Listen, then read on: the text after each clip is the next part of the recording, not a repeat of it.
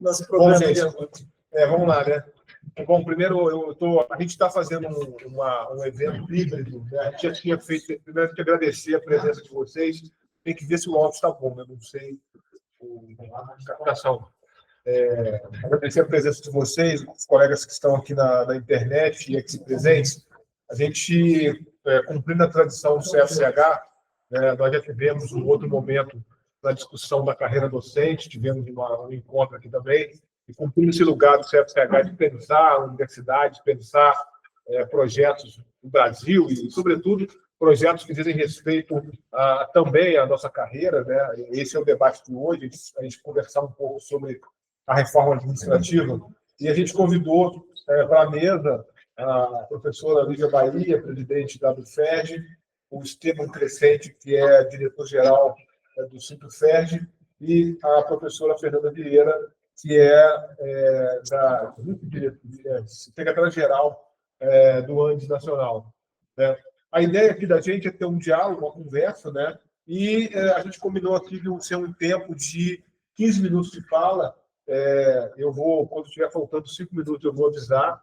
Tá? E depois a ideia é uma roda de conversa. Né? A ideia é a gente trocar ideias, então não é um debate clássico, a gente pensar algumas questões. Obviamente que a polêmica é parte do debate, né? A polêmica, a discordância é parte do debate, mas a ideia é a gente, então, estabelecer um diálogo e, sobretudo, a gente está acenando aí com um desenho que está apontado com essa reforma. Né? Acho que é importante se colocar no contexto. A gente está vivendo um momento excepcional no Brasil. Eu diria de exceção já é uma regra no Brasil, né, há muito tempo.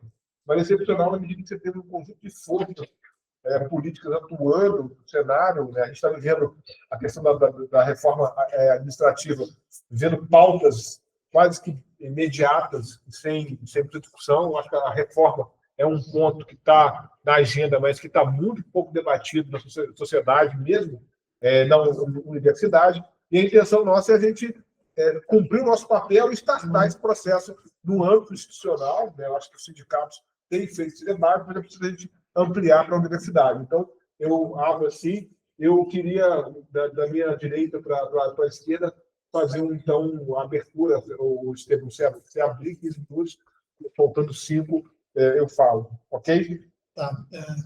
Boa tarde aí. Debate de esclarecimento acerca da reforma administrativa, correto? Então, eu cheguei atrasado aí, desculpa, resolvendo tendências, né, do sindicato, a gente teve a assembleia hoje, então vou começar já com 2 avisos, fazendo a promoção aqui. O primeiro é resultado da assembleia. Nós definimos aí como categoria técnica administrativa e educação. Vocês têm algum técnico ali? Não sei se a moça ali é técnica, porque são docentes. Sei que a moça, essa mais jovem aqui, técnica, docente. Professora, e estava o Alexandre, que é técnico, professor. Mas, assim, tiramos, né, da categoria dos técnicos por orientação da federação a paralisação quinta-feira, dia 4. E daqui a pouco tem uma reunião do Fórum dos Sindicatos de Servidores do Rio, que vai tirar ações unificadas, incluindo nesse dia. E o outro informe, eu queria convidar todas e todos, que nos marcos dos 40 anos do jornal do Sintuferj, nós estamos fazendo uma série de debates. Na segunda-feira teremos um debate que acredito que seria de interesse de todas e todos sobre conjuntura, conjuntura centrado no tema democracia e soberania. Estaremos na mesa com o João Pedro Stedley, da Coordenação Nacional do Movimento Sem Terra, Leonardo Pérez, presidente nacional do Partido Unidade Popular, Renata Souza, deputada estadual do Partido Socialismo e Liberdade, e o Heitor César, que é da Unidade Classista, dirigente do PCB, do Partido Comunista Brasileiro. Então, um bom debate, porque nós estamos aí nessa discussão de conjuntural, de estratégia, que eu vou até voltar nela aqui no final, se der tempo. Mas vamos para a reforma administrativa. Então, quando a gente fala de reforma administrativa, para muitos de nós aqui, provavelmente, talvez todos que estejam na audiência, quando a gente estuda o funcionalismo público, a administração pública, e é corrente que a gente faça isso entre nós, servidores docentes ou administrativos, a gente nota que teve várias reformas administrativas ao longo da história do Brasil, né? Então, uma que foi muito famosa, é a reforma que o Getúlio Vargas fez no Estado brasileiro, que instituiu o modelo weberiano, né, de profissionais, vamos dizer assim, que eram neutros frente à dinâmica do Estado, para combater o patrimonialismo e tal. E você tem também debate da reforma administrativa que ocorre durante o regime militar, ditadura militar, com o decreto 200, né, decreto-lei 200. Então, reformas ocorreram várias. Mas todas as vezes que as reformas ocorrem, elas não ocorrem só no sentido técnico ou tecnocrático, elas têm um fundamento político.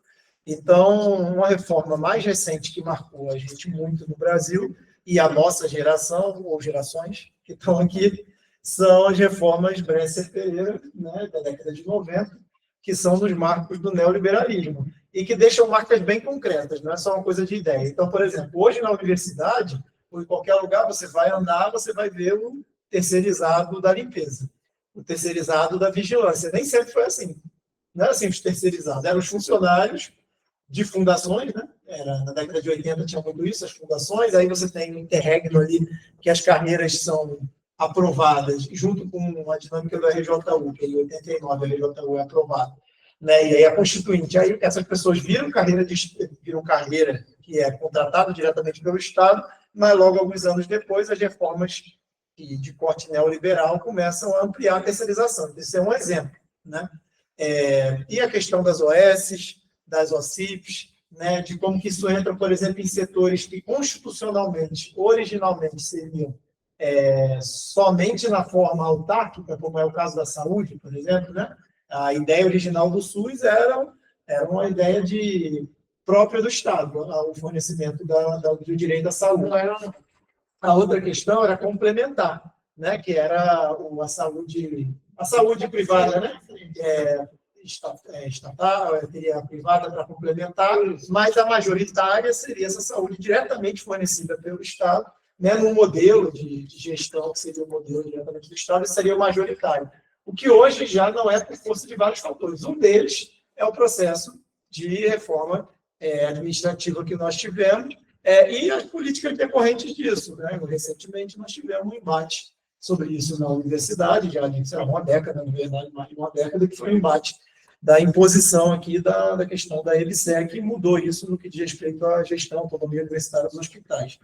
Então, sempre nós tivemos uma reforma marcadamente Bresser-Pereira, mas ao longo dos últimos anos houve uma série de micro-reformas ou mudanças, né? Eu acho que a mais notória que todo mundo está vendo aí é o resultado, na verdade, foi bater o martelo de uma realidade que já ocorre, que foi a decisão do STF sobre o regime jurídico único, né? Que foi a ação direta de inconstitucionalidade 2135, né? Que foi julgada no ano passado, e tudo bem, pode fazer o serviços públicos, né, no marcos constitucionais, na forma de CLT e tal. Então, o STF chegou a esse entendimento. É um STF, como a gente sabe, que tem vários aspectos, né? Se, por um lado, nós temos um STF hoje que confronta golpistas do 8 de janeiro, é o mesmo STF que, inclusive, julgou que podia prender o Lula em 2017, mas fez uma autocrítica, né, com o tempo, mas julgou que podia prender o Lula. E, mais pior do que isso, eu acho, é um STF que está para aprovar privatização irrestrita, aprovou terceirização irrestrita, arrebentou com o acordo de luta e greve e lei da carreira da enfermagem, de fazer um piso, né? E é o STF que aprovou agora a questão do regime jurídico único. Então, eu acho que tudo isso mostra que a reforma não é técnica, né? Ela é também, mas ela é política, um debate político. Segundo tempo passou. Fiz um monte de coisa. Beleza. Quando a gente debate reforma agora, o que a gente está falando é da proposta de emenda constitucional 38, né, de 2025, que se localiza 3 anos depois da proposição da PEC 32 de 2021, que aí era liderada por Lira e o governo Bolsonaro totalmente simpático a ela, que vinha com a ideia geral de fim do serviço público direta e reta, né, objetivamente, possibilidade de redução de carga horária por definição do Poder Executivo com redução salarial.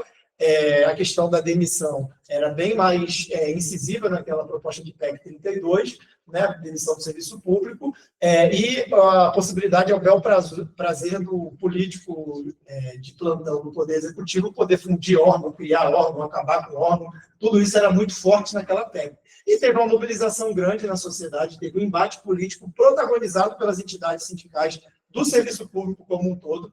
Era uma PEC que era mais voltada para o Poder Executivo, mas ainda assim conseguiu fazer o debate que aquilo ia se replicar no restante dos poderes, né? E foi derrotada a PEC do ponto de vista de ser engavetada, com a campanha do Lula, né? E o presidente, ainda não presidente, mas Lula dizendo que não ia permitir que uma reforma daquele tipo acontecesse, então engavetou com a entrada, a derrota de Bolsonaro, a entrada do governo Lula. E também foi um governo que entrou falando que iria rever todas as nossas grandes perdas acumuladas salariais e congelamentos de carreira que foram patentes aí no governo Temer e no governo Bolsonaro. E agora, o que nós tivemos desde o ano passado é um debate que está totalmente ligado à política fiscal do Estado brasileiro, que é a política defendida pelo Ministério da Fazenda, e assim, é pelo governo, né? Pelo Ministério faz, o governo autoriza, então, mas é muito protagonizada pelo Haddad, que é essa coisa do teto de gasto, que mudou de nome, virou arcabouço, e melhorou um pouco a margem de investimento, porque era um teto mais rígido, e ele conseguiu flexibilizar a margem de investimento, mas ainda limitando, né? E casado com essa política que tem econômica, que o Banco Central também impõe, né, de juros altos e remuneração de título da dívida pública, e metade do orçamento vai para a dívida pública, a dívida que nunca se paga, os juros são altos e remunera muito, é um ciclo vicioso, e o que é orçamento para o povo, que é investimento em escola, investimento em hospital, investimento em servidor público, isso tudo vai ficando sempre com o teto, e esse teto, uma hora, ele vai diminuindo tanto que ele vai entrar em contradição com o crescimento natural da despesa, que é inflacionário.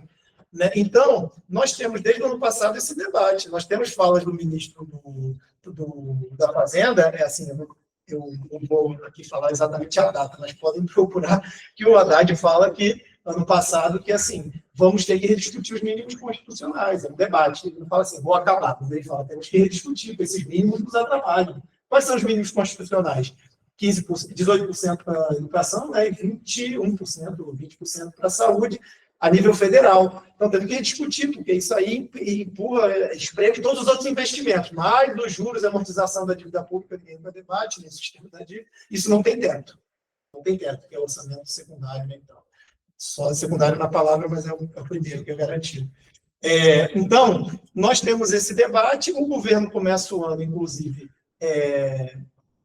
né, principalmente por conta de uma chantagem que o Centrão faz e o Congresso faz, não aplicando vários acordos de greve que foram realizados ano passado, incluindo o nosso, do chefe administrativo e dos docentes.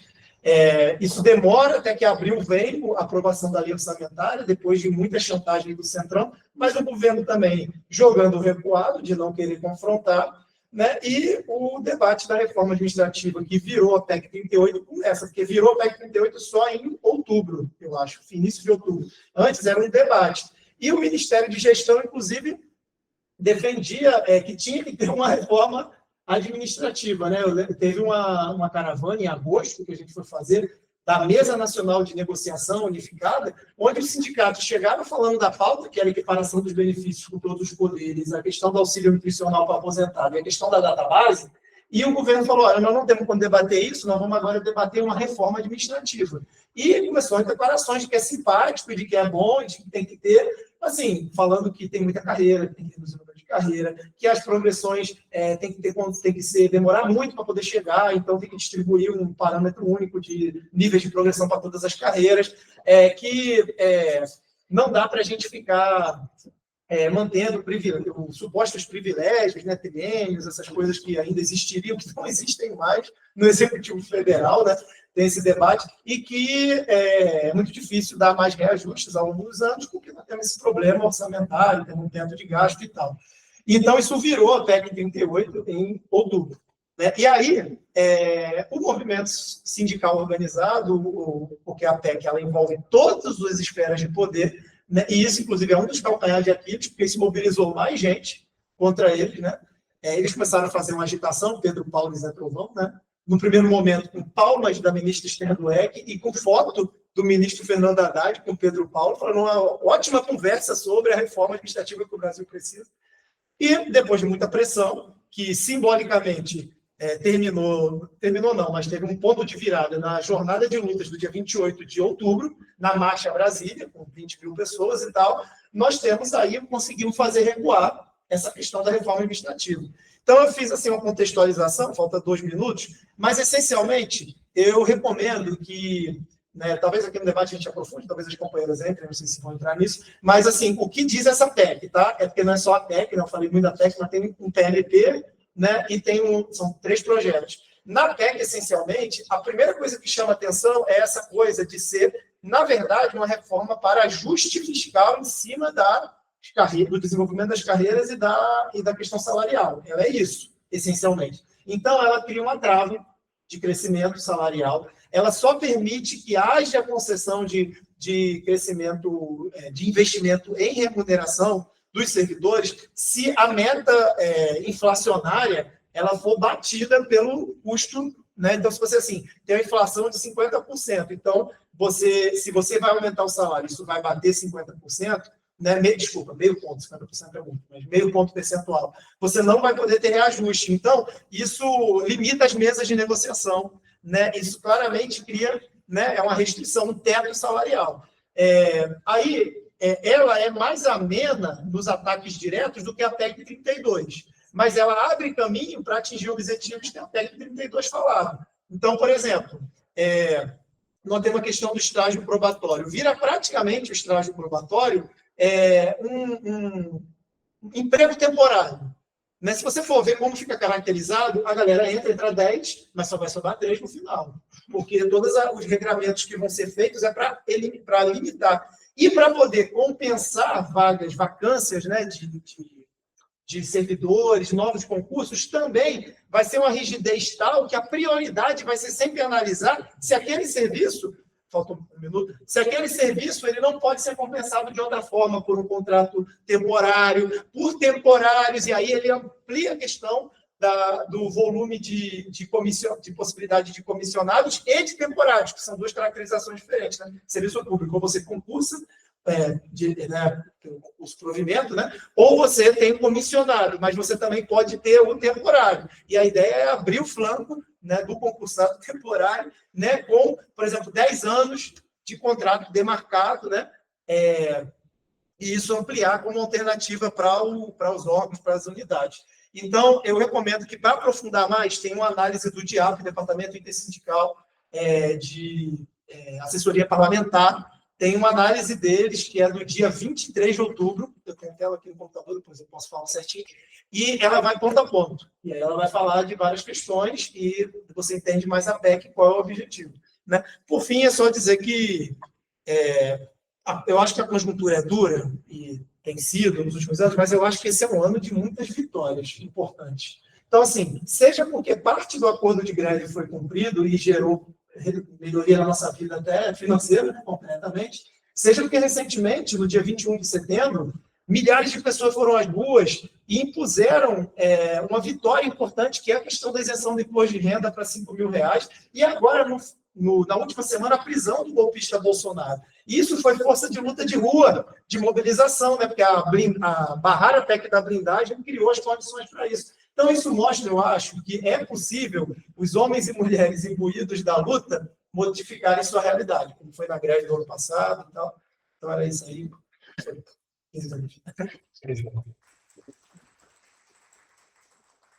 Passar, então, a palavra para a professora Lívia Bahia.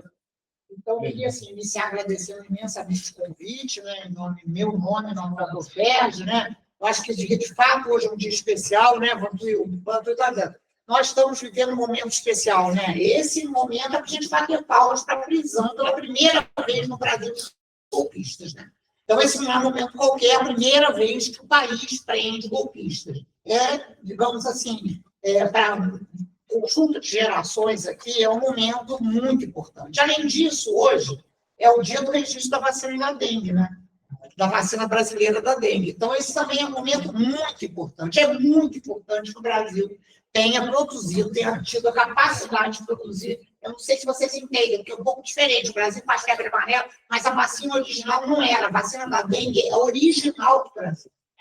Isso não pode ser, isso pode ter um resultado espetacular, porque a Indonésia tem dengue, não é só o Brasil que tem dengue, né? É um conjunto de países nos quais a dengue é um problema com alta letalidade, a dengue é uma doença com alta letalidade. Então, em terceiro lugar, isso. Em terceiro lugar, hoje é um dia também especial para nós da UFERJ, porque nós, desde que nós tomamos posse, nós solicitamos a cessão de um terreno para a construção da sede da UFERJ.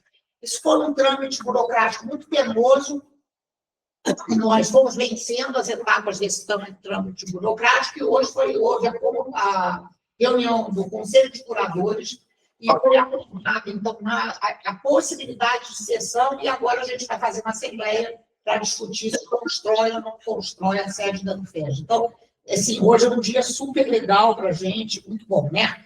Mas a gente vai falar da reforma administrativa. Eu não sou especialista em reforma administrativa, de jeito nenhum, mas eu sou especialista em saúde, né? E na saúde a gente discute muito quais foram, digamos assim, as consequências, os efeitos do que a gente chama de New Public Management, né? Na saúde. O que é o New Public Management? Um conjunto de reformas contrárias aos sistemas europeus de proteção social. Não só europeus, mas também ao próprio sistema americano, que é um sistema residual de proteção social, mas existe. Todos sabem que, por exemplo, nos Estados Unidos, a saúde, a educação é direito de todos e todas, né? Enfim, então, esse conjunto de reformas, ele é um conjunto de reformas contrários, né? Contrário aos chamados sistemas de proteção social, que, na realidade, eles foram um pacto, né? A União Soviética vinha avançando, né? O socialismo vinha avançando, chegou na metade da Alemanha, e houve um pacto ali de dizer o seguinte: não, tá bem, capitalismo, mas capitalismo de bem-estar social, né? Estado capitalista de bem-estar social. E esse pacto, então, ele resultou em grandes burocracias públicas, né? Os sistemas de proteção social geraram grandes burocracias, enormes burocracias. Para vocês terem uma ideia, o Sistema Nacional de Saúde inglês, ele chegou a ser, eu acho que ainda eu preciso verificar isso, mas em termos assim, o maior contratante de recursos humanos no mundo. Então, a maior empresa não é a Amazon, não, é o Sistema Nacional de Saúde inglês, com seus técnicos de enfermagem, com seus maqueiros, com um conjunto de, sabe, a gente chama isso de força de trabalho de saúde, que é um conceito marxista, ou seja, então, trabalhadores da saúde não são só médicos, não. Trabalhadores da saúde, o pessoal da limpeza, é o pessoal que está ali em volta, inclusive quem trabalha na indústria, né? Então, essas reformas, elas se iniciam, né, na Inglaterra com a Thatcher, né, que a Thatcher, então, ela tinha aquela slogan dela, China, né? China, quer dizer, não existe outra alternativa, senão a privatização, senão destruir o sistema de proteção social inglês, e aí vocês sabem que os trabalhadores resistiram, né? Vocês sabem, a famosa greve dos mineiros, e essa greve foi derrotada. Então, veja, assim, a derrota do grande movimento trabalhista inglês, ela tem repercussões até hoje, inclusive no Corbyn, etc. A gente continua vendo isso, né? E nos Estados Unidos, a eleição do Reagan, né, que é um horror, né? Um horror, porque então ele cunha também no slogan o seguinte: o problema é o governo. O slogan dele o problema é o governo, ou seja, o problema é ter muito governo. O problema é esse, né? Então, o problema é reduzir. Então, em ambos, digamos assim, as situações, essas reformas, elas ocorreram e elas continuam ocorrendo. Então, é isso mesmo, o Esteban tem toda a razão. Na realidade, essas reformas geram novas reformas, que geram novas reformas, e há uma literatura sobre isso, né? A gente está vendo na terceira geração de reformas. A primeira geração foi, digamos, aqui. Eu vou trazer para o Brasil, porque eu tenho 15 minutos. A primeira geração foi o que o Collor fez. O Collor demitiu 100 mil servidores públicos. O Collor demitiu 100 mil servidores públicos, uma parte dos quais depois foi contratada, etc, etc. Mas essa é a primeira geração. A segunda geração, para a gente trazer para a gente, são as OS, né?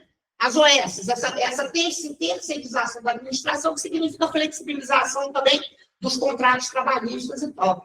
E a terceira geração é essa que nós estamos vendo agora. O STJ, olha só, são contratos temporários, aprovou a pejotização. Foi muito mais longe.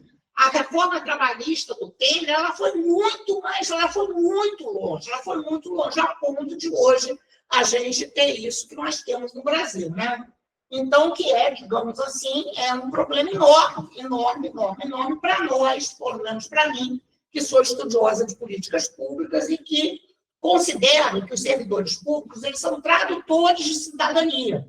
Não há cidadania sem serviços públicos de qualidade e abrangentes, etc. Não há cidadania, não é?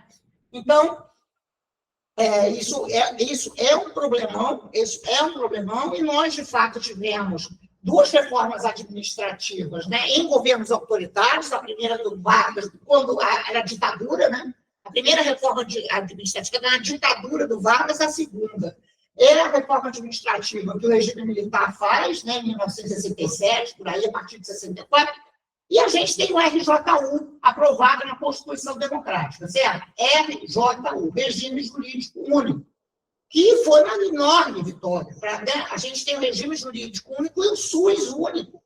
Naquele momento que se tentava exatamente era unificar, né? Unificar as carreiras. Por quê? Porque a gente tinha uma enorme diversidade que a gente chamava de isonomia, né? O que a gente queria? A gente queria isonomia de carreiras, etc, etc. Então, o que a gente queria? A gente queria um serviço público no qual não houvesse grandes diferenças, né? Que os servidores públicos se sentissem como servidores públicos, portanto, capazes, né, de se expressar, de serem tradutores de cidadania. Então, o RJU foi aprovado, mas logo depois a gente elegeu o Collor, né? Olha só, a Constituição é 1988, o Collor é eleito em 1990, então nós aí depois a gente teve Fernando Henrique Cardoso, etc. Na realidade, naquele momento de Constituição, você achava que o Brasil ia para lá e o Brasil foi para outro lado, né? Então, desde então, a gente tem políticas de ajuste fiscal, etc., governos progressistas e governos não progressistas. Bem, então, chegando ao ponto aqui, né, da reforma administrativa atual. O que nós teremos para 2026, né? O que nós teremos para 2026? As eleições, né?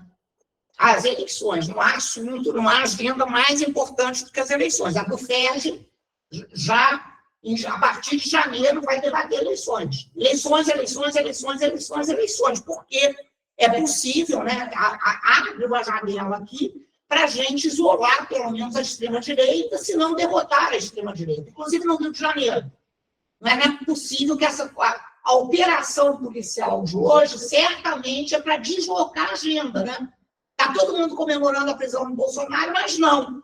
O Cláudio Castro vai entrar no Jornal Nacional. Hoje, no Jornal Nacional, vai entrar Cláudio Castro e vai entrar a prisão do Bolsonaro. Então, abriu a eleição. Essa é a eleição. Essa é a agenda.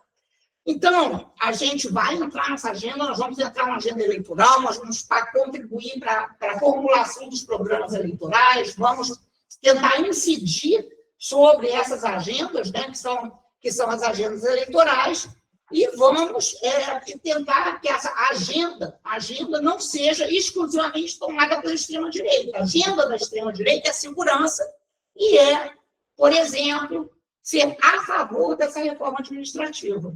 Claro que nós não somos a favor dessa reforma administrativa, essa é a reforma administrativa do Temer.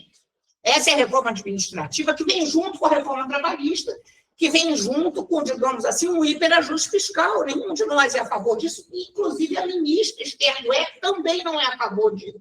Existe uma declaração da ministra Esther Dweck no site do Ministério de Gestão. Está uma declaração da ministra Esther Dweck. É muito importante que a gente esclareça isso, né?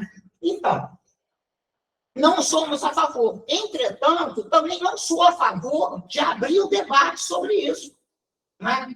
Não sou a favor. Sou a favor de empurrar isso para 2027. Empurrar isso. Pensando que em 2027 nós teremos condições melhores para debater o quê?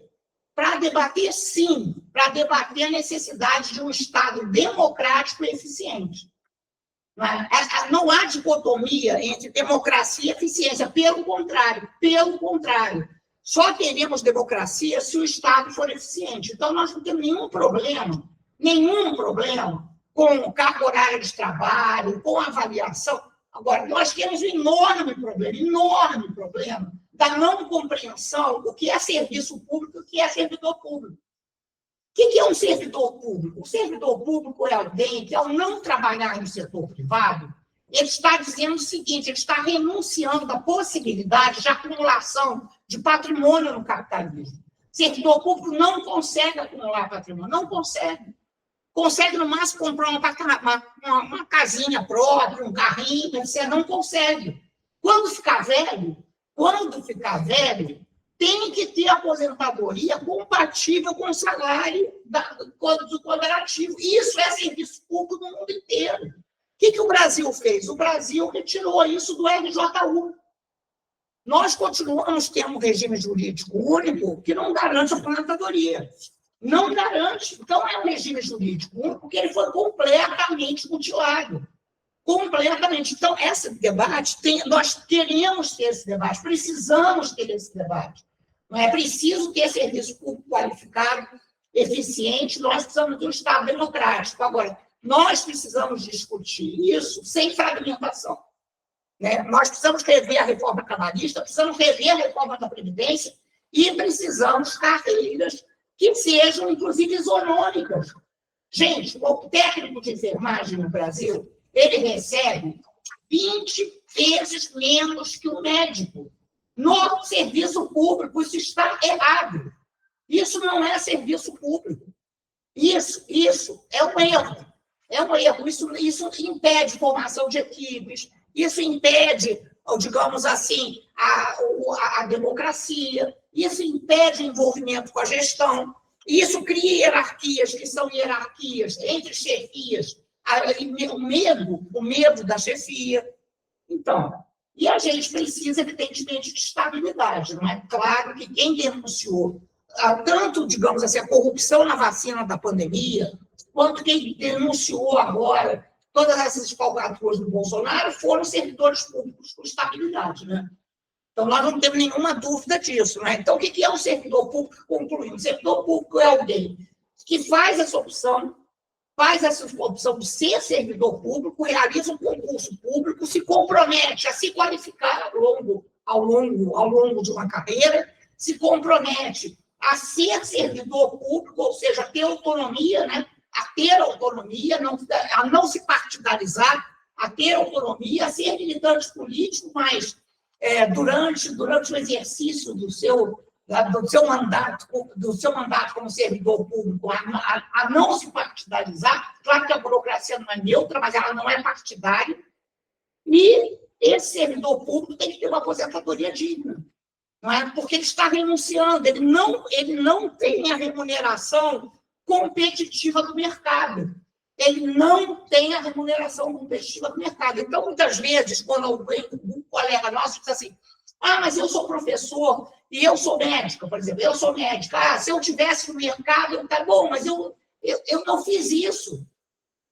Eu optei por ser professora, é isso mesmo. Eu não estou no mercado. Em compensação, eu teria uma aposentadoria que seria uma aposentadoria equivalente ao meu tempo. Então, não sei se está claro isso. Essa burocracia não pode ser estável de outro jeito. A estabilidade da burocracia, ela depende dos critérios de ingresso, mas ela depende também da saída. Não é? Então, é claro que nós... Então, quero repetir a do Sérgio, não é a favor dessa reforma administrativa.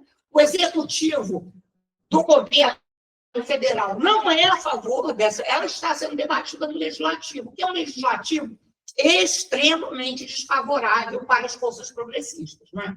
O que nós esperamos? Que esse legislativo ele se torne um pouquinho mais progressista, e que essa agenda desgraçada do Temer ela seja deslocada. Né? Então, o que eu quero só explicitar nosso posicionamento é assim, nós vamos centrar forças nas eleições de 2026. Essa é a nossa prioridade, essa é a nossa agenda. Nós centraremos fogo nas eleições de 2026. Nós queremos eleger senadores no Rio de Janeiro, nós queremos que esse Cláudio Castro saia do governo do Rio de Janeiro, saia do governo do Rio de Janeiro, esse assassino saia do governo do Rio de Janeiro e queremos participar dos programas de governo. Né? Nossa aposta é, de fato, na democracia. Não é na democracia eleitoral. Nossa aposta é na nossa participação no processo democrático eleitoral. É isso.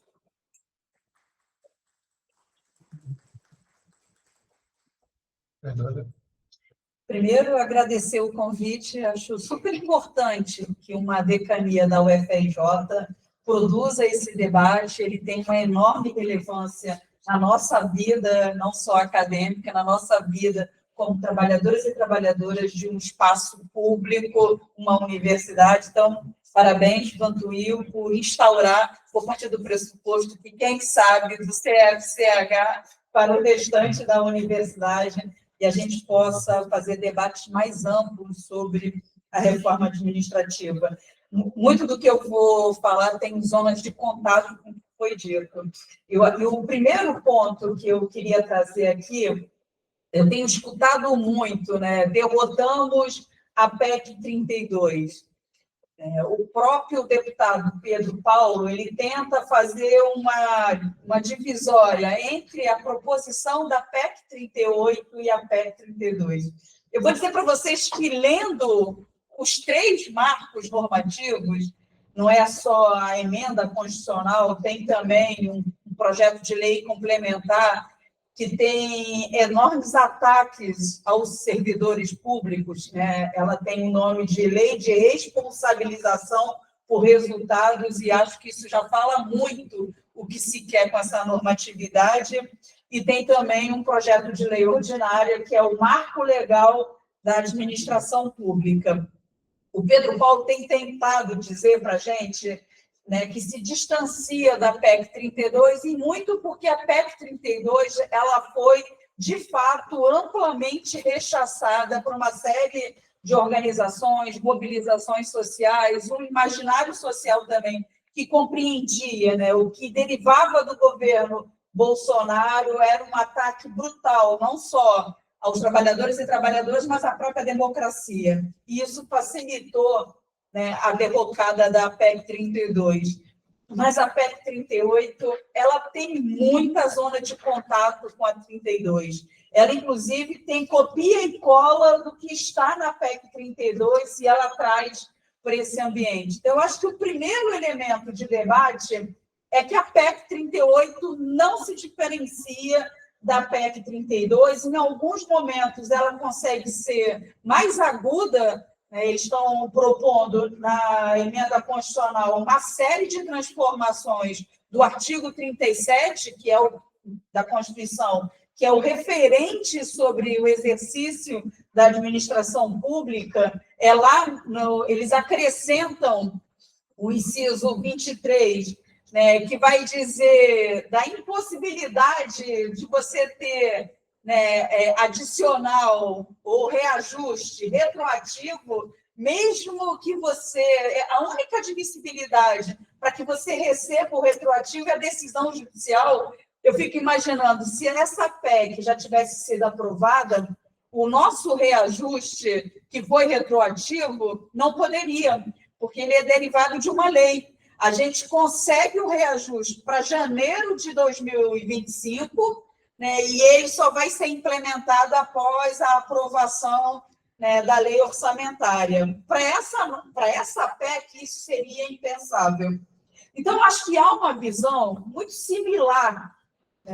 O Estevão até coloca isso, né, vai lá na década de 90. Há uma linha contínua de visão similar para essas reformas do nosso Estado, que é uma linha contínua da lógica do capitalismo neoliberal, que olha de uma maneira extremamente negativa os servidores públicos e a própria noção de serviço público. O Paulo Guedes dizia que o Estado gasta mal, gasta muito e entrega pouco. há uma leitura nessa frase que é uma leitura negativa para o que é a política pública social e o que são os servidores públicos, que são vistos dentro dessa lógica do capitalismo neoliberal como um mal, que precisa ser reduzido, que precisa ser eliminado.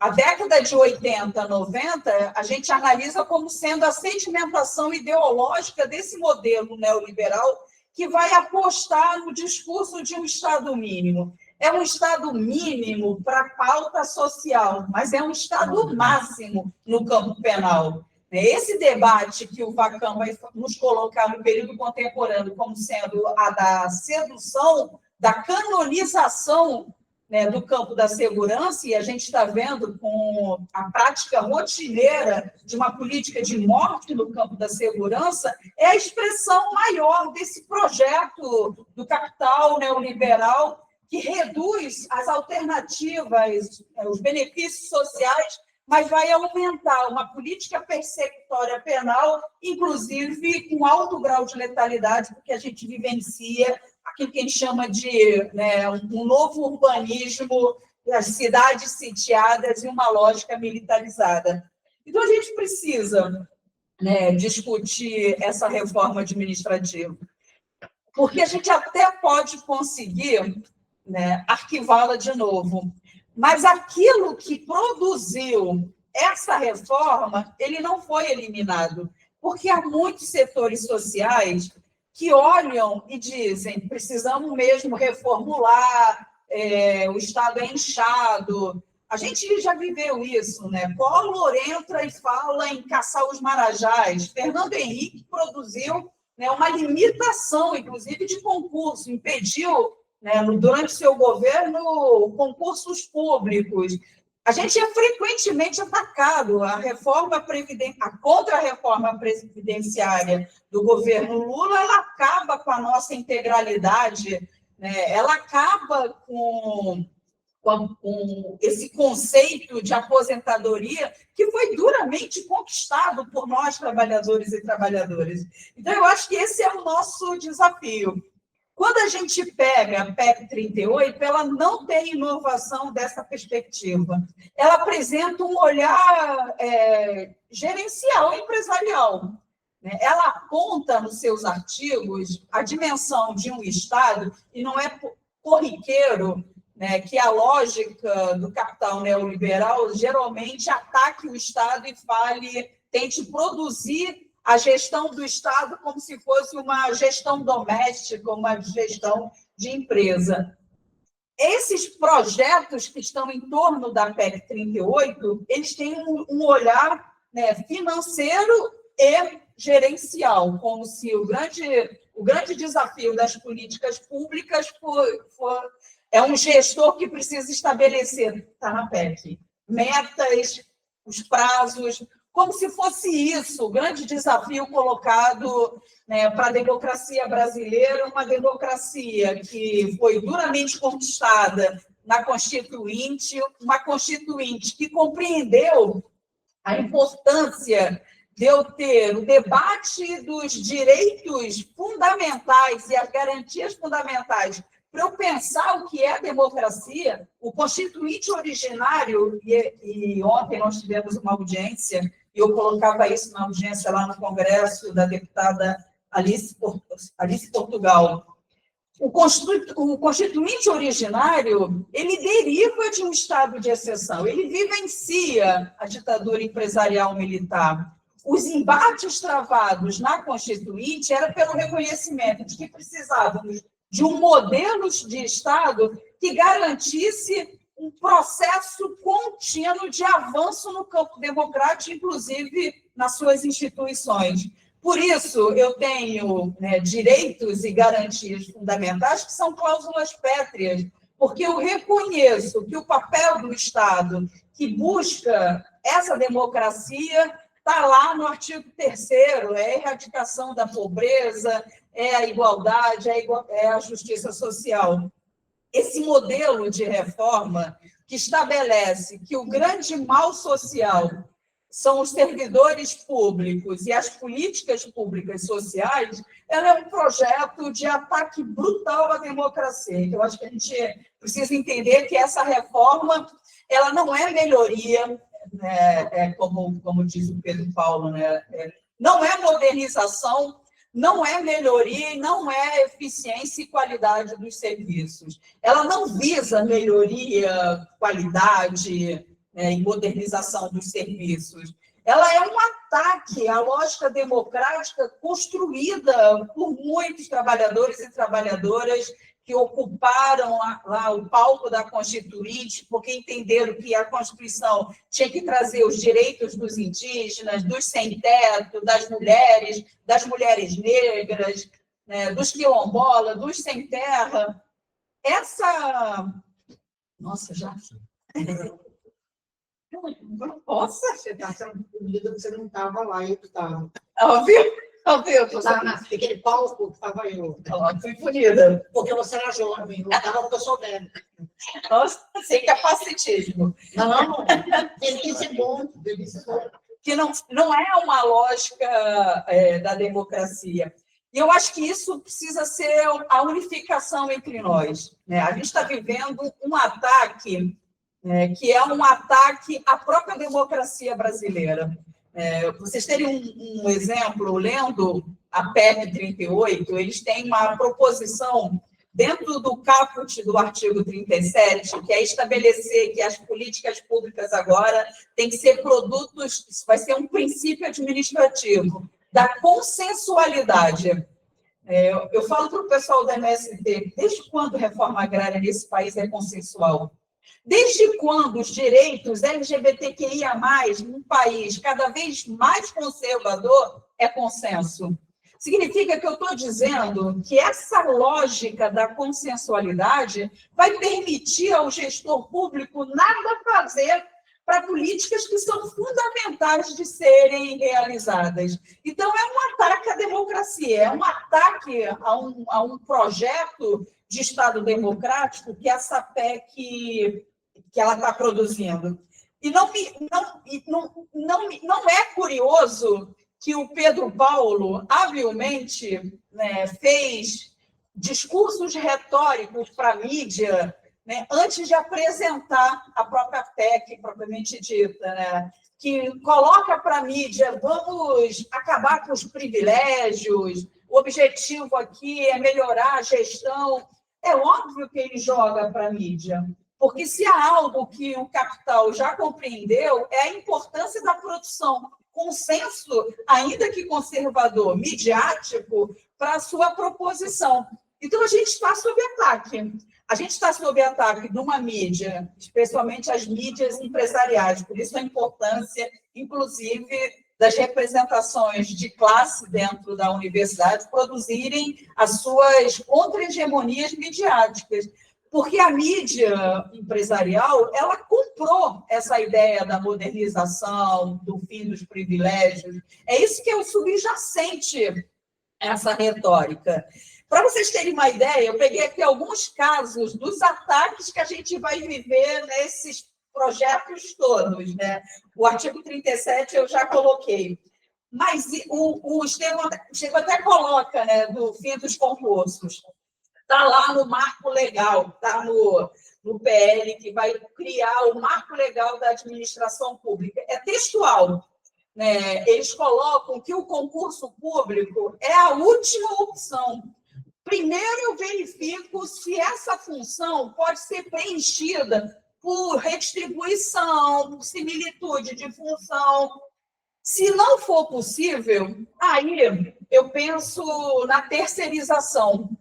Em última instância, se o gestor mostrar que, de fato, é impraticável a função pública sem o concurso, e aí eu abro. Eu acho que há um elemento... Aí, em vez de ser temporário... É temporário. Não, e é um temporário cujo prazo de temporalidade vai A aumentar. temporada é menor que PJ. gente. Mas não, A quarta reforma administrativa é PJ, é pejotização. o que não melhora, né? Não, Porque o que a piora. gente está vendo, na verdade, é que essa PEC 38, ela é a antirreforma trabalhista para o serviço público. Mas acho que é um elemento, né, violento nessa proposição do temporário, dos contratos temporários para dentro da universidade, é que a gente lutou para a política de cotas, né? A gente lutou para o acesso quilombola, indígena, negros, que vão entrar na administração pública por baixo, que vão entrar na administração pública por um rebaixamento, né, da relação de trabalho. Um outro elemento que está nesse debate, da PEC, e que a gente tem discutido muito, é que você está quebrando o compacto federativo. A Constituição diz para a gente que se refere ao servidor, ela é competência exclusiva do Executivo. Essa PEC, ela muda essa configuração, ela busca uma uniformização que vai ser feita a partir dessas normas e dessas leis complementares, impedindo que qualquer gestor municipal, estadual, pense a forma organizativa do seu serviço público e dos seus servidores. Um terceiro elemento, e isso para mim é muito grave, eu vou só passar um pouquinho. Não passando muitinho. Não, só um pouquinho. Muitinho. É que há um elemento de ataque às progressões das nossas categorias como um todo, né? Porque na lei de responsabilização, eu acho que todo mundo tem que ler, na lei de responsabilização por resultados, há uma proposição de que eu só vou adquirir a minha progressão se eu demonstrar a eficiência. E há um elemento, né, de produtividade, porque também está na lei, a lei define produtividade como volume de trabalho. Desculpa, se isso não é precarização e uma produção de um trabalho extensivo para a nossa categoria, que já vive, né, o cansaço como um todo, eu não entendo o que seria. Então, eu acho que a gente precisa sair daqui. Acho que a gente pode pensar em cenários eleitorais no ano que vem, mas, honestamente, se a gente não busca uma unidade e se a gente não for para o espaço público, que é a arena da disputa, se a gente não conseguir convencer a sociedade que sem servidores eu não tenho acesso aos direitos, que sem o serviço público, essa população que já vivencia o rebaixamento paulatino do próprio acesso aos direitos, especialmente quando eu não produzo política de moradia popular, saneamento, se a gente não for para a rua e não convencer o tecido social que nós não lutamos por privilégio, que nós lutamos pela democracia, a gente pode até enterrar a PEC 38, mas pode ser que a gente não enterre a PEC 40, cujo objeto de transformação vai ser exatamente o mesmo, porque o que a gente está lidando é com uma modelagem do capital que é destruir todos os benefícios e direitos que nós duramente conquistamos, sejamos nós lá naquele momento da história ou agora, né, reconhecendo o valor daquela luta.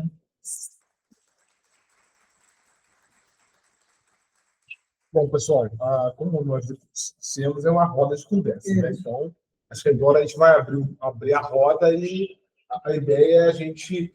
Eu vou tentar fazer uma dinâmica do diálogo, obviamente que não vai seguir rigidez do diálogo, né? Acho que o que é importante é a gente dialogar e estabelecer uma conversa. Então, não vou ser rígido na questão do palpite. Acho que a ideia é conversar, né? Acho que isso que acumula para a gente. Já tem a Cristina Miranda, depois o Jorge Ricardo, depois a Cláudia. Se tiver alguém aqui na sala da internet, aqui no site, por favor, se manifeste também. Cristina, só vamos tentar dar uma limitada no tempo, né, de 3 minutos, e aí a gente tenta dialogar um pouco mais, tá bom? Cristina? Então, primeiro queria agradecer e elogiar a iniciativa do CFCH. Acho muito importante que esse debate seja feito muitas vezes na universidade, em todos os espaços da universidade, todos. Então, parabenizar, agradecer e dizer para os companheiros que estão na mesa, gente, que falas, que falas. Excelente debate, estou muito, muito feliz, assim, Estevam, assim, eu te acompanhei muito tempo durante o conselho universitário, né? Que alegria te ouvir, só fala ultra didática sobre o que está, sobre tudo, né? Sobre o que está acontecendo, as reformas, excelente. Lígia, muito obrigada também pela aula que você dá para a gente sobre a questão da saúde, mostrando que isso não é de agora, que isso já vem, e que é toda a lógica que está contida nessa reforma, está contida também nessa história toda. E, Fernanda, obrigada também por trazer toda a análise que o Sindicato Nacional vem fazendo. Eu acho, gente, que a gente tem que reproduzir esse debate desse vídeo, tem que pipocar na universidade inteira, a gente tem que reproduzir esse vídeo em todos os espacinhos que a gente puder. A gente tinha, acho que eu estava precisando muito, assim, sabe, esse debate, a gente tinha um hábito, né, assim, sindical de fazer um debate na UFRJ, que a gente tinha os grupos de trabalho, que vem muito da lógica do Sindicato Nacional de acúmulo, né? Você lê a legislação, de você discutir cada pedacinho que está ali, fazer essas historicizações todas que vocês fizeram, trouxeram para nós. Eu acho muito importante, sabe, Lígia, que a gente faça esse debate que você propõe. Eu acho que é importante fazer o debate em todos os espaços também do que vai estar colocado no ano que vem para a gente desafio.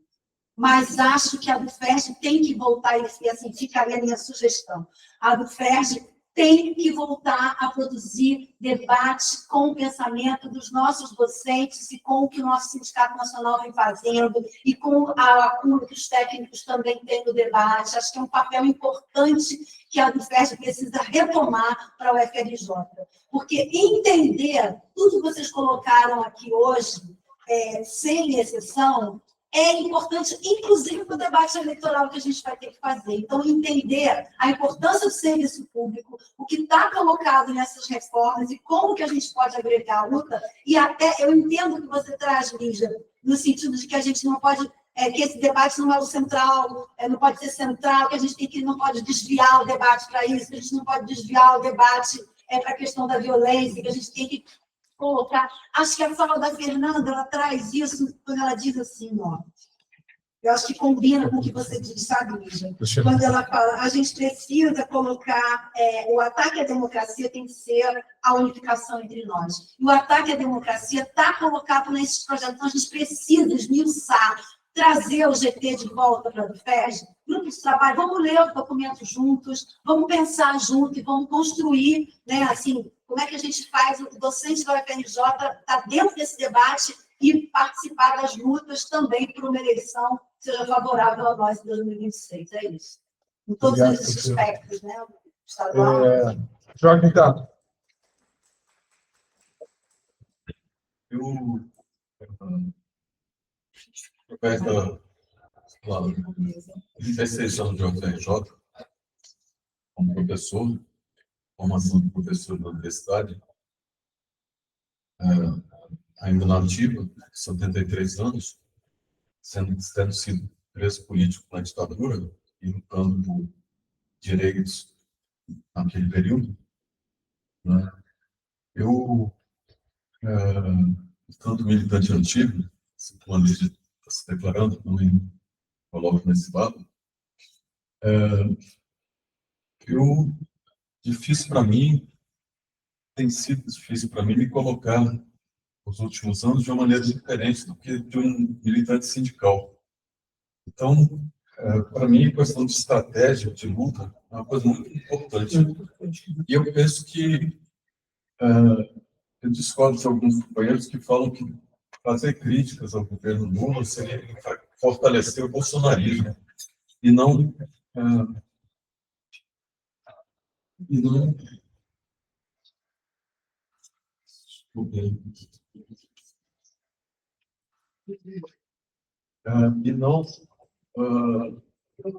não fazer crítica do governo Lula fortaleceria, quer dizer, não fazer crítica do governo Lula fortaleceria a direita.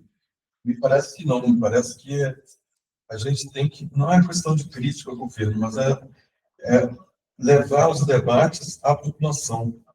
As polêmicas têm que ser esclarecidas à população, e sobretudo à população sindical, aos nossos colegas, milhares de colegas da UFRJ, que estão mais ou menos ausentes desse debate. Eu acho importantíssimo conjugar as duas coisas, ao mesmo tempo que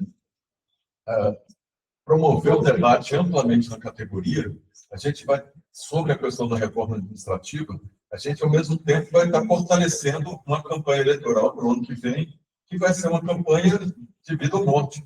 Então, quer dizer, não há uma contraposição, ao meu ver, em termos de estratégia de luta, entre, de um lado, levar o debate da reforma administrativa ou levar a luta eleitoral esquerda contra a direita. Eu acho que as duas coisas estão juntas. A estratégia é muito importante como militante sindical para mim, que meus colegas participem desse debate da reforma administrativa. Eles precisam entender, se fortalecer e estar ao nosso lado nessa luta, porque eles também vão sofrer diretamente na pele. Todos nós estamos envolvidos, inclusive servidores técnicos administrativos. Eles têm que levar essas pessoas a participar do debate. Eu sou favorável à Assembleia Sindical da UFERJ, do meu sindicato, querido sindicato, para justamente fortalecer uma luta que vai ter consequências eleitorais também. Então, eu não acho que ele deva separar primeiro em 96 a luta eleitoral e 97 a luta propriamente sindical, a discussão da questão das... Até porque a direita não vai querer fazer isso, eles vão querer impor pela goela, passar pelo governo. Agora, essa lei maldita, essas leis aí que eles estão enfiando na goela. Eu acho que a gente não pode aceitar, a gente tem que ir para o enfrentamento. Lutar contra essa reforma administrativa que eles estão fazendo é lutar também pela eleição futuramente do Lula no ano que vem. É isso. Cláudia. Eu queria reforçar, né, o agradecimento, né, à decania e aos companheiros que hoje estão na mesa. Eu acho que a gente precisa avançar significativamente na universidade no debate sobre o Estado, né? O que significa Estado, um Estado democrático, né? O que significa a gente ter um Estado que seja garantidor dos direitos sociais, né? O que significa isso, né? Significa uma universidade aberta à privatização, significa EBSER, significa terceirização, é isso que a gente pensa de Estado garantidor de direito? Eu acho que não, né? Estado garantidor das políticas, Estado moderno, o que significa modernização, né? Esther Dweck esteve aqui e a nossa universidade extremamente moderna choveu na sua cabeça, né? Então, a gente precisa levar adiante esse debate internamente, né? E não esvaziar, né? O sindicato UFERJ tem que cumprir o seu papel como sindicato e não esvaziar os debates, né? Debates que começam, como Cristina bem pontuou, nos grupos de trabalho.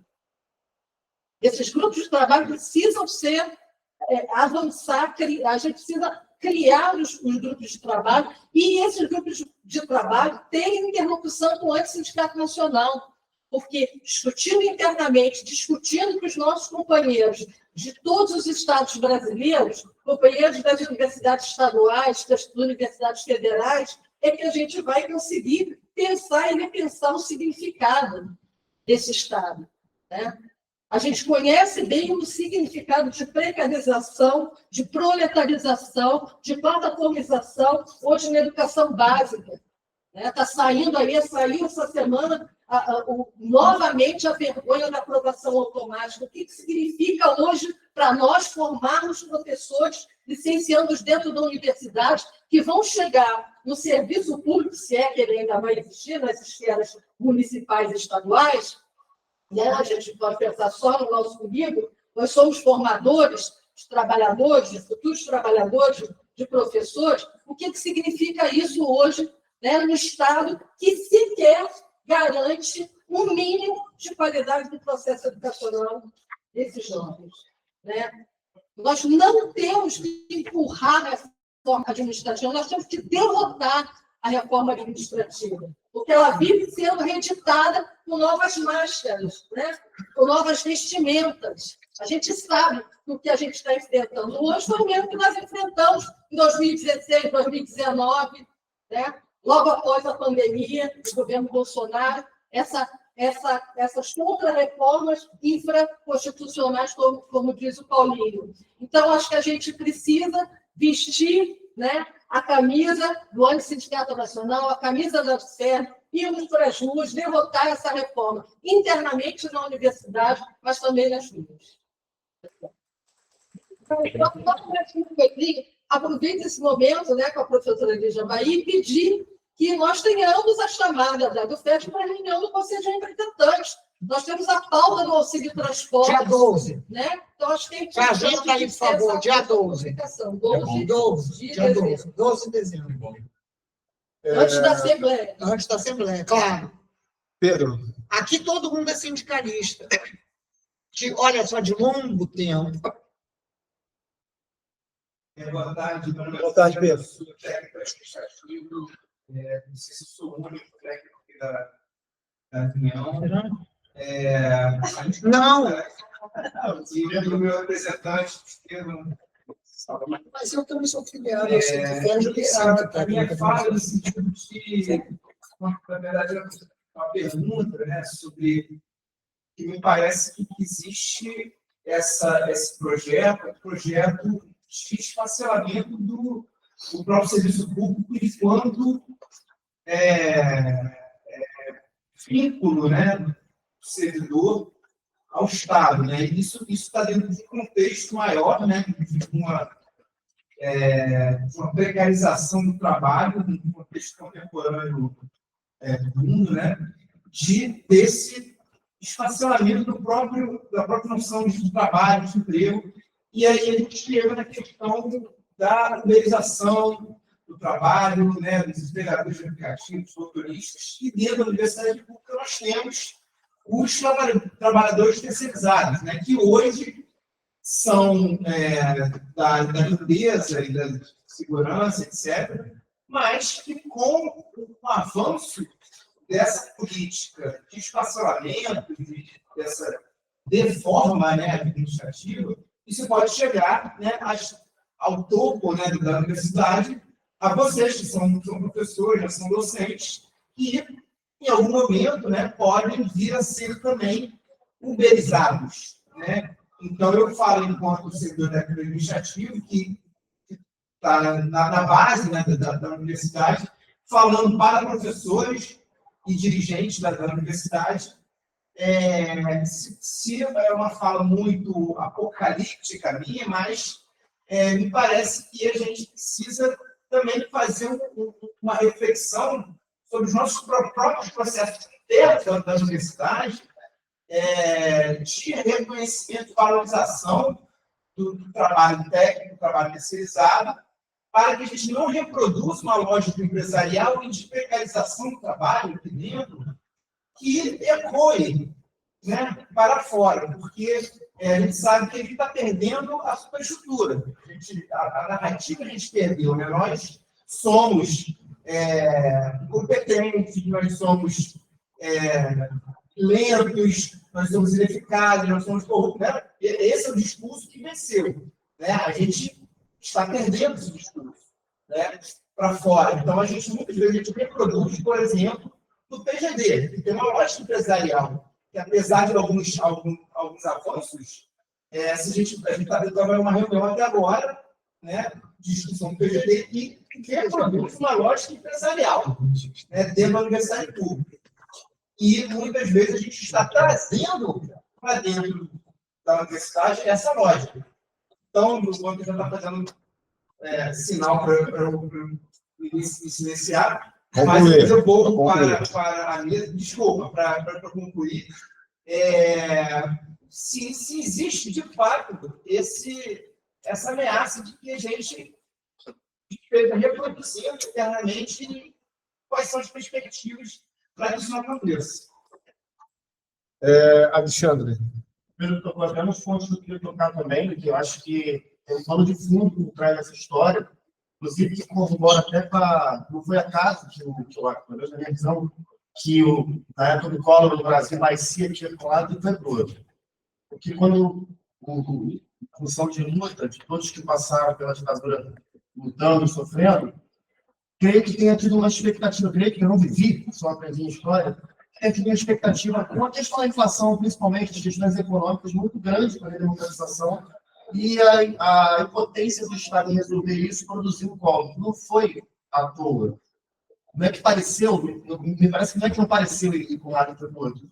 É que tem todo um projeto por trás disso, e progressivamente isso foi se lapidando no trabalho, porque a elite brasileira não produz nada. Ela só extrai, não só brasileira, é internacional, ela só extrai, só explora. Isso combina com a questão da urbanização que o Pedro falou, porque me parece que o serviço público é a última fronteira dessa exploração mais aguçada do trabalho. Então, como que essa elite vai passar a lucrar com o serviço público? Justamente intermediando as negociações com uma OS, com a possibilidade de uma EBSER, por exemplo, que vai intermediar a relação de trabalho que já existe antes. E contrapartida, como você não tem uma elite que produz nada no Brasil, você tem subempregos a todo canto, e é isso que vai justificar o ódio ao serviço público. Quem odeia o servidor público é um precarizado muito maior do que o servidor. Eu não consigo ver muito essa questão de que o servidor ele pode até não acumular patrimônio, mas ele ainda está melhor do que muitos trabalhadores. Então, essa desigualdade, que talvez até a ideia de que o serviço privado, o trabalho privado, te permita a produção de patrimônio, seja a maior ilusão do liberalismo do neoliberalismo. Não vai possibilitar o acúmulo de patrimônios. Mas é um serviço público que ainda garante dignidade e garante um limite à exploração do trabalho. A gente não está conseguindo ter uma reunião hoje Você acha que o que o serviço público garante um limite à exploração? Agora, o que você está falando? Uma barreira. Não. Uma barreira que são os direitos. Não, a gente é explorado. Não falei que não é. Há um limite do avanço de mais exploração. Não. O Ricardo Antunes, por exemplo, fala que no contexto atual não se produz mais valor na sociedade. O Ricardo Antunes. Só se extrai valor do trabalhador, né, do trabalho. Você diminui o valor do trabalho. O serviço público tem um salário fixado. O serviço público ele tem direito de lutar sindicalmente sem ser demitido à revelia. Aliás, o sindicato, para mim, é o ponto-chave. O sindicato é o ponto-chave. Enquanto a gente tem direito de estar aqui falando, estou na frente de uma chefia. Isso só pode acontecer aqui. Isso só acontece aqui, no serviço público. Então, eu acho que é essa fronteira que quer se acabar com a oposição, com a possibilidade de falar exatamente que não se produz nada. Se destruir sindicatos. Já foram, né? Isso já foi, né? Mas eu acho que eu não estou falando nesse sentido. Ah, tá bom, porque os sindicatos foram destruídos nos anos 80, né, gente? É basicamente isso. Não, A gente tem uma luta muito maior para além do serviço público, que é contra uma elite financeira que não produz nada no Brasil. E, ao não produzir nada no Brasil, vai colocar o povo contra o servidor público. Bom, fechamos aqui as intervenções. Não sei se podemos. Hã? Não, ninguém se inscreveu. Ninguém tem união é Malvina Contado. Está todo mundo com a tela fechada, fazendo outra coisa, olhando no celular, que nem o pessoal aqui. Eu estou olhando. Aí quando você falar, Zé Miguel. olha aqui, eu vendo Opa, Zé Miguel. Podemos fazer perguntas daqui?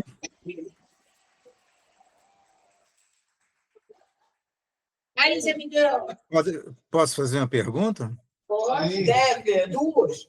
Eu até escrevi, porque não sabia se ia poder falar, que é o seguinte, é bem curta. Por que o presidente Lado Ferge vê oposição entre a luta contra a reforma administrativa e as campanhas dos candidatos e partidos que defendem os direitos dos trabalhadores? Querem que eu escreva? Está movendo, Zé Miguel? É que ele está virtual. Como é? Pode falar. Pode falar. Estão conseguindo me ouvir? Sim. Vamos. Então, por que a presidente da UFERJ vê oposição entre a luta contra a reforma administrativa e as campanhas dos candidatos e partidos que defendem os direitos dos trabalhadores nas eleições de 2026, a ponto de não querer debater a reforma e sim empurrá-la para 2027? Fazendo o quê? E como o Andes vê essa questão, e como ambas, a do UFERJ e o Andes, ambos, no caso do Andes, propõem incentivar a categoria docente a envolver-se nessas lutas, contra a reforma e nas eleições. Obrigado, Zé. Bom, vamos passar agora para a mesa, eu vou fazer a invertida. Não tem. Vamos inverter agora, Fernanda? É resposta e consideração. Não, porque... Tchau, né? Sim, tchau. 5 minutos? Sim. Tá. Ela não vai falar 5 minutos, fala 20 para ela, que ela fala 20, porque ela quer falar do bacana, ela quer, entendeu? Tá, vamos dar uns 7 minutos para a Fernanda. Se ela não falar do bacana, ela fala do bacana toda hora, entendeu? Todo dia ela vai para o bacana. É um saco isso, não. Todos nós lemos bacana. Todos nós lemos bacana. Fala, Fernanda, 7 minutos. Mesmo, Sim. Não, eu acho que o Alexandre e Pedro colocam um elemento fundamental, que é a absorção que a gente vem vivenciando já no serviço público de uma dinâmica de precarização do trabalho. Quando você pega a reforma, a PEC, ela traz muitos elementos que já estão dados no PGD. Eu vou dizer para vocês que, inclusive, há uma inclinação dentro, quando você pega o marco legal da administração, foi uma reivindicação muito marcante na pandemia, que é a eliminação do teletrabalho. Na verdade, a reforma não aposta no teletrabalho. Mas eu tenho dúvidas que o objetivo é a nossa precarização. Porque, inegavelmente, o ataque que o capital faz aos processos de sindicalização, agora saiu recentemente uma pesquisa que o Brasil está aumentando o número de sindicalizados, que é um elemento fundamental, porque é a luta sindical que nos permite, através da organização coletiva, produzir os freios ao avanço do capital.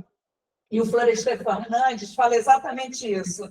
A gente tem uma autocracia burguesa. Não há nenhum elemento de democracia na nossa elite, na nossa burguesia, o que coloca para os trabalhadores e trabalhadoras enormes desafios para a manutenção e esse anteparo com o avanço do processo de precarização, de aumento de jornada de trabalho, que eu acho que a gente já vivencia. E há muitos elementos na PEC que, na verdade, é um ataque à própria noção de política pública. Na PEC, por exemplo, para um gestor aumentar a política pública, ele tem que demonstrar a necessidade. Ela condiciona um conceito de emergência. Então, se eu tenho uma luta quilombola, uma luta de moradia, aqui no Rio de Janeiro, você tem déficit habitacional extremamente reconhecido, nem o gestor municipal, nem o gestor estadual tem qualquer projeto de moradia, essa luta não entra no cenário a partir da PEC. Então, isso significa um rebaixamento das condições de existência de trabalhadores e trabalhadoras. E é esse elemento do rebaixamento das condições de existência que gesta também um cenário social muito propício aos discursos autoritários. A ideia de que os planos de austeridade produzem a possibilidade do avanço do fascismo é um elemento histórico que a gente precisa discutir. Então, a relação, e aí a Wendy Brown faz esse debate nos Estados Unidos, uma relação direta entre o desmonte do aparato de serviços e garantia de direitos e o avanço do pensamento conservador fascista que redundou na eleição do Trump. É por isso que eu acho que o Jorge tem toda a razão. Historicamente falando, a classe trabalhadora, quando se organiza na defesa dos seus direitos, eu não tenho retrocessos sociais. Ao contrário, Eu tenho avanços sociais e avanços no campo democrático. É por isso que discordo da leitura de que a gente não pode fazer uma análise crítica. Ela é muito importante, a análise crítica, e a gente está num momento histórico extremamente complexo, porque a direita ocupa o cenário que historicamente nos pertence. A direita está indo para o espaço público, faz as suas mobilizações, está lá. A direita vai fazer a mesma coisa que o MST fez em apoio ao Lula. Já estou vendo lá o bom dia, Bolsonaro, boa tarde, Bolsonaro. O MST fez isso por uma relação de absoluta solidariedade com o quadro histórico que é o Lula. E a direita vai fazer o mesmo. Então, a gente está num processo permanente de tensão, inclusive do imaginário social. Acho que é um cenário muito delicado, porque o fim do bolsonarismo ou do Bolsonaro não significa a eliminação disso que gerou o bolsonarismo. E acho que é a raiz desse conservadorismo que a gente precisa estar debatendo entre nós. Acho que a universidade tem um papel muito significativo nesse debate como um freio a esse avanço conservador. É por isso que não vejo nenhuma outra alternativa, o Zé Miguel perguntou, O Andes, inclusive, compreende que o momento atual é de organização em conjunto com a classe trabalhadora e em conjunto com servidores e servidoras públicas das múltiplas esferas. A gente integra o FONASEF, que é um fórum de entidades nacionais do Serviço Público Federal. A gente acompanha as lutas unificadas, então, as paralisações, as manifestações em Brasília, porque a gente entende. E ontem, na audiência, isso foi também uma fala das centrais sindicais, da importância que, nesse momento, a gente não produz uma fragmentação por categoria, porque a gente sabe que existem categorias que são compreendidas como categorias natas do Estado. O Fernando Henrique fez isso, Bresser Pereira também fez isso. Quais são as categorias? Fiscal, segurança. Então, a gente está compreendendo que, na verdade, o que está sob ataque é um modelo de Estado, por isso a Cláudia tem razão quando fala da importância da gente retomar esse debate entre nós, é um ataque ao trabalhador e trabalhadora do serviço público, muito no modelo da contra-reforma trabalhista, que foi um ataque do capital a qualquer possibilidade de assegurar essa classe trabalhadora, e entendemos que só na luta coletiva, só em conjunto com todas as categorias, é que a gente barra esse processo. Por isso, a gente acha mesmo que é preciso uma unidade. Era importantíssimo que a universidade pública ela estivesse em peso nesse embate na defesa do serviço público e dos direitos, porque se há um serviço que ainda possui um reconhecimento social, é o setor de educação. O Paulo Freire dizia isso, A educação não muda o mundo. A educação ela transforma os seres humanos que se tornam atores históricos e sociais que vão transformar o mundo. É esse modelo de educação que também está sob ataque no neoliberalismo, e a gente precisa retomar, porque só logo... Não falar da apoio social, porque a apoio social é uma coisa muito neoliberal.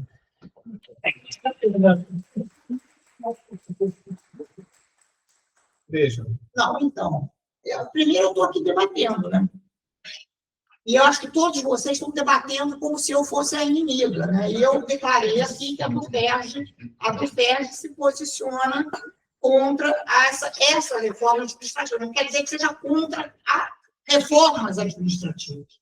O Brasil precisa de uma reforma administrativa democrática, A gente precisa de uma reforma administrativa na qual os servidores públicos que matam e prendem e julgam não sejam considerados melhores do que os servidores públicos que salvam, que educam.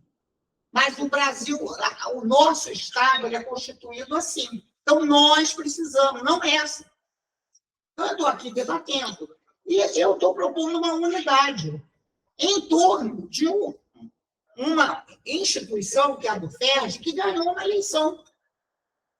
Acho que isso deve ser respeitado, certo?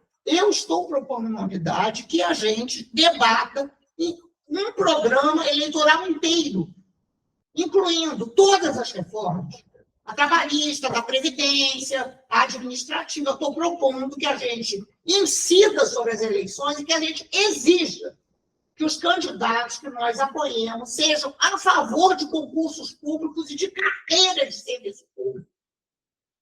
Porque isso parece trivial, mas não é.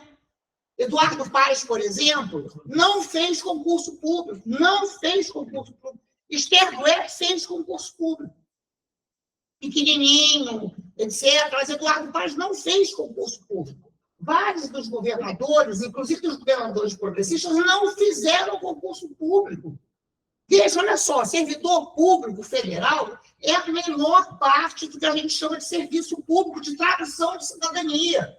Então, é disso que eu estou falando. Eu estou propondo essa unidade que eu estou propondo. Estou propondo uma unidade que traga todos nós, todos os trabalhadores, as trabalhadoras, as associações, os movimentos sociais, primeiro, para derrotar a extrema-direita, que não está derrotada. Não está. Cláudio Castro hoje faz uma demonstração que a extrema-direita não está derrotada. Ele fez isso no dia que o Bolsonaro foi preso, gente. É muito atrevimento. Ele está querendo virar agenda. E ele vira agenda. Pior é que ele vira agenda. Uma criança foi baleada hoje no Rio de Janeiro. Mais uma criança foi baleada aqui na nossa cara. Entendeu? A criança foi baleada. Mais uma, não é Uma universidade suspendeu as aulas. Olha só, não é trivial. A universidade suspende as aulas, as escolas suspendem as aulas. É um horror. Entendeu? Então, a gente tem que derrotar a extrema-direita. E não é... Veja, Jorge, eu concordo plenamente com você sabe disso. Eu sou completamente favorável às críticas a qualquer governo. Vou te dar um exemplo. Por exemplo, o Ministério da Saúde anunciou um absurdo. Anunciou um plano de erradicação da AIDS até 2030. Veja isso. Todo dia um travesti, um trans é morto no Brasil. Aí o Ministério da Saúde vem e diz, não, nós estamos escrevendo um texto contra isso. Eu acabo de escrever um texto hoje dizendo que a Oncoclínicas é financiada pelo MASP. Então, a gente é totalmente favorável às críticas. Entretanto, essas críticas, elas são críticas com evidência, etc. Isso, essa PEC, a PEC, que é a PEC, e que eu concordo plenamente que a PEC 32, ela continua, essa reforma não é uma reforma favorável a nós.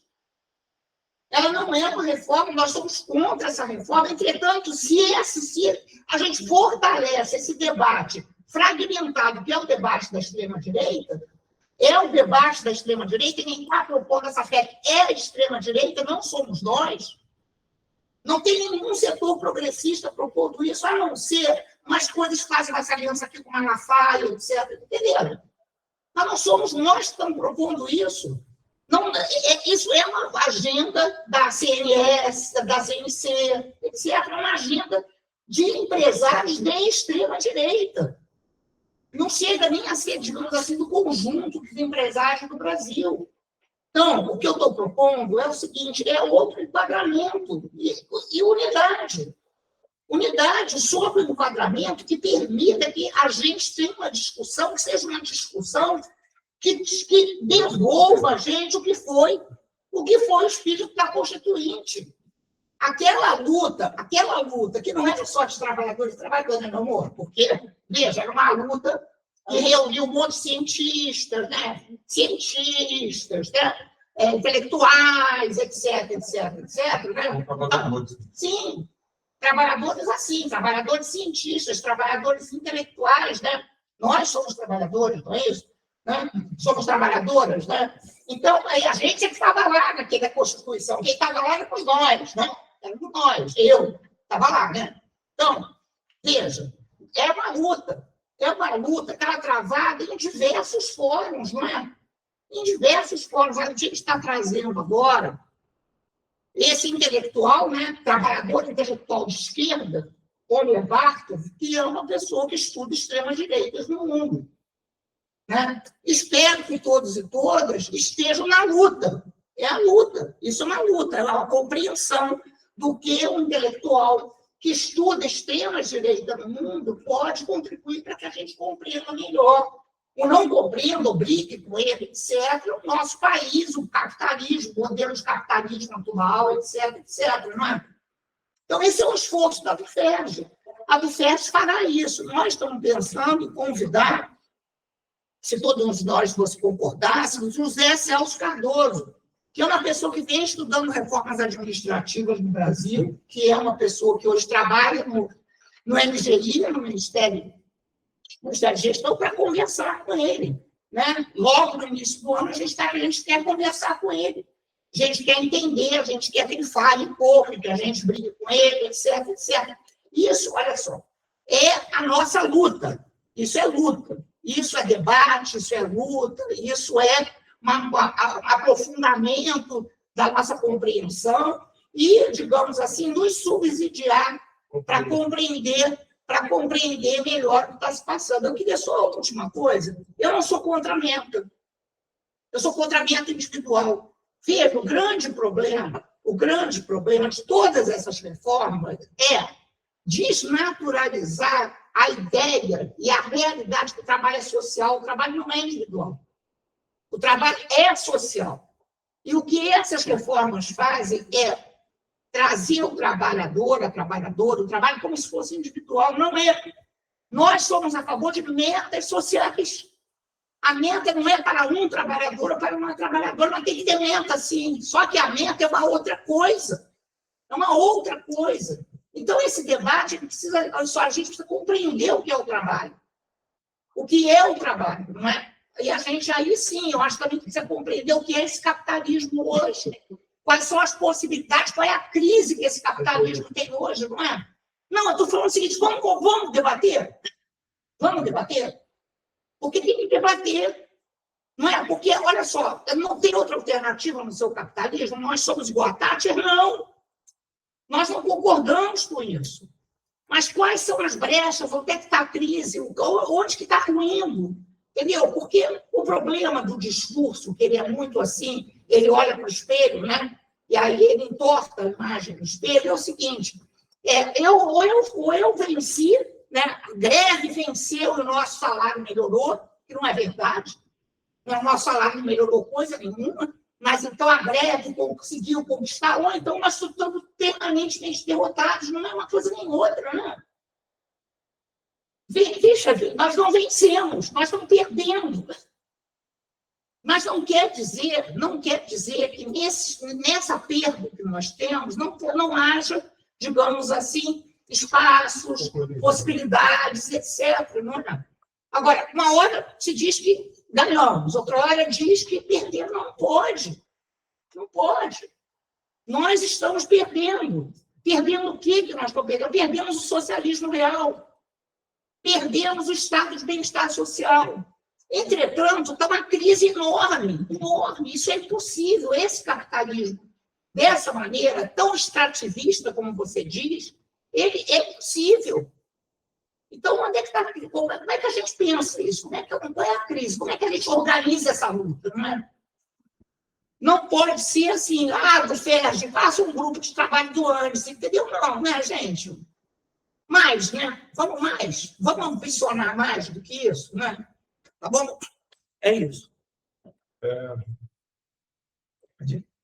Eu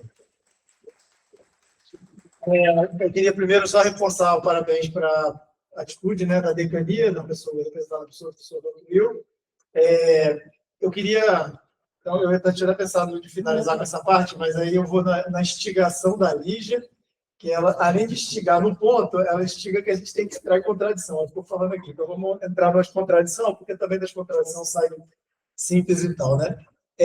Por exemplo, né, uma leitura, até apresentei aqui na fala, eu queria reforçar.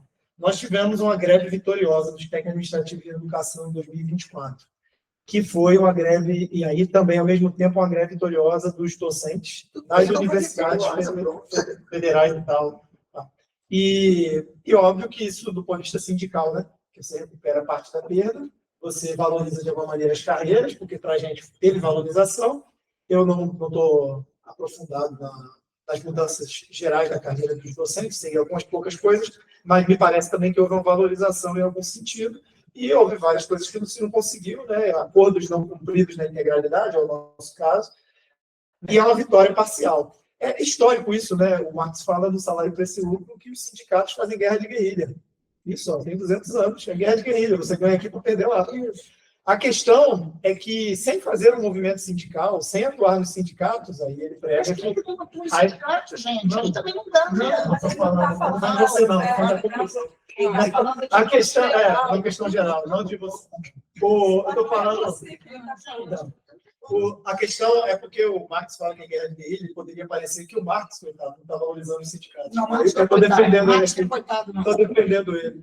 O que ele fala complementarmente é que essas guerras são fundamentais, elas são limitadas, e você precisa apontar um rumo de mudança, que é levantar a bandeira do fim do... Você não pode ser trade-unionista, ficar só na pauta sindical. Não pode ser trade-unionista. Então faz até sentido quando a companheira diz que a vitória não foi uma vitória no sentido absoluto, foi no sentido relativo da luta sindical e da melhora da nossa vida. Por exemplo, para mim, eu consegui fazer uma compra que eu não estava conseguindo fazer, pagar uma conta que eu não estava conseguindo, e eu acredito que para todos também isso teve.